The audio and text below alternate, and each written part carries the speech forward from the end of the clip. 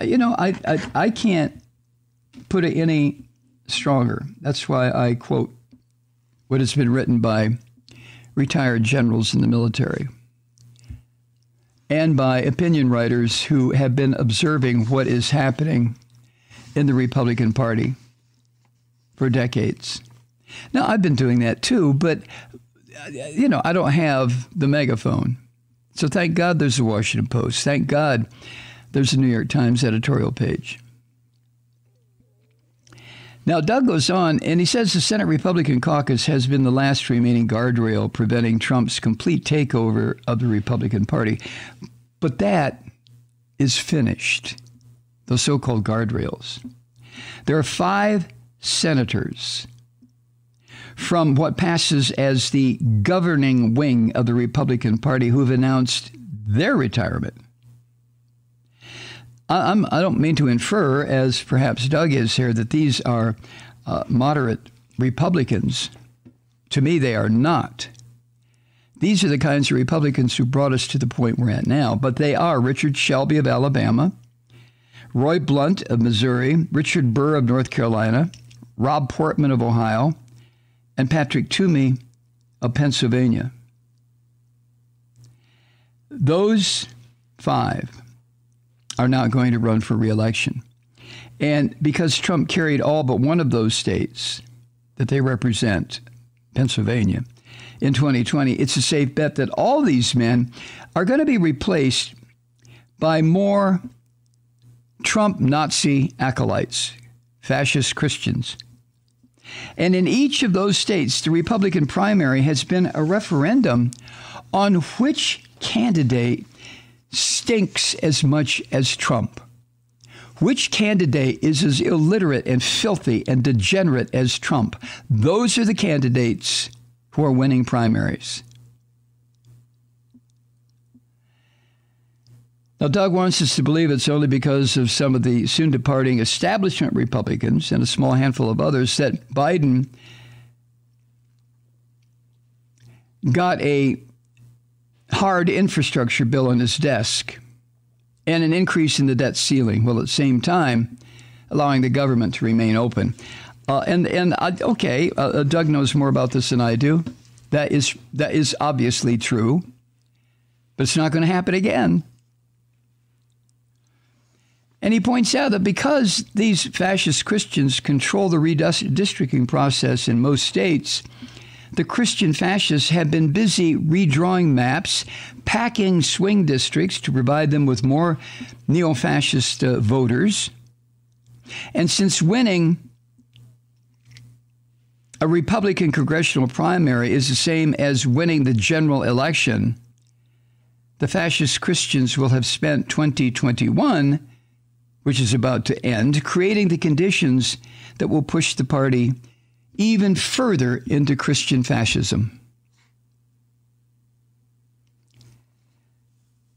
Now, is this going to work in the upcoming midterms? Well, based on trends since World War II, Republicans will likely, or Christian fascists will likely rack up big wins in the midterm elections coming up.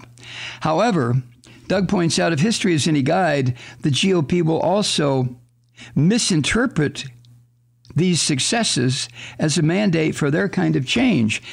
But Doug, you're not dealing. See, my editorial writer here keeps referring to them as Republicans or the Republican Party or the GOP.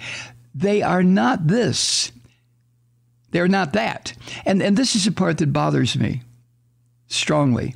Even when people who should know better write these op-ed pieces for the Post or the Times or whoever, they still insist on making a reference that somehow there's the ability to turn back, that there's going to be a resuscitation of the Republican Party. It's not going to happen. It isn't. So the idea that maybe, possibly, the Republicans are not going to take control in 2022 midterms, that idea is just utter bullshit. Of course they are. It's going to be overwhelming. And that will set the stage for the return of the Nazi pig Donald Trump in 2024. Now, Doug Sosnick here uses an example. He says in 1994, during the off-term, during Clinton's first administration, the Republican Party picked up 54 seats, 8 House seats, 8 Senate seats, and 10 governorships. That was a slaughter of the Democrats. Yet Bill Clinton was easily reelected 2 years later. In 2010, it happened again. Republicans picked up 63 House seats. This is during the first administration of Obama, 6 Senate seats, 6 governorships, and 792 state legislative seats. And yet, Obama coasted to victory in 2012. Now, I don't know what point he's trying to make, my writer here. I guess he's trying to make the point that even with the kind of slaughter that has happened historically during these midterm elections, the incumbent Democrat was able to continue to govern. Well, Bill Clinton was Republican light. We all know this. And Barack Obama got nothing done during the last 6 years. Okay, the Affordable Care Act, but you know what I'm saying. I think it was last weekend, a memo was leaked showing that with their expected majority coming up in the midterms, House Republicans plan 2 years of investigations of the Biden administration as a way to stoke the culture wars ahead of the 2024 presidential election. This is what's in store for us.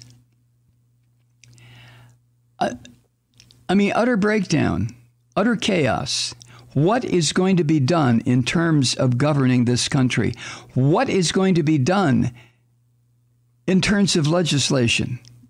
What is going to be done in terms of leadership from Joe Biden? See, this is not 1996. It is not 2010. I'm 1994, and it's not 2010.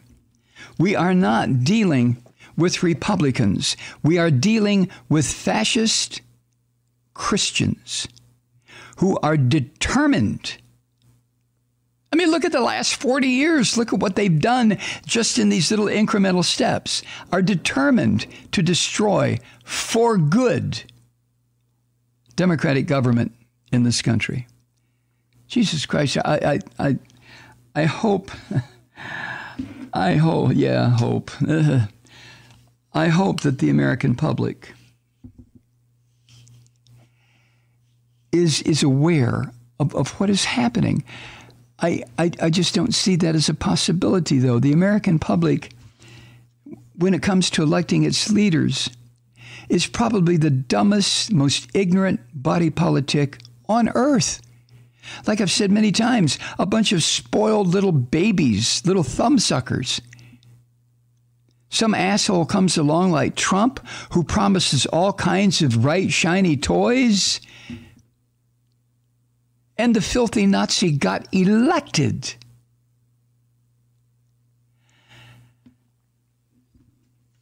Oh well. Now, some political reality here. The 2024 presidential election is going to start the day after the midterms in 2022.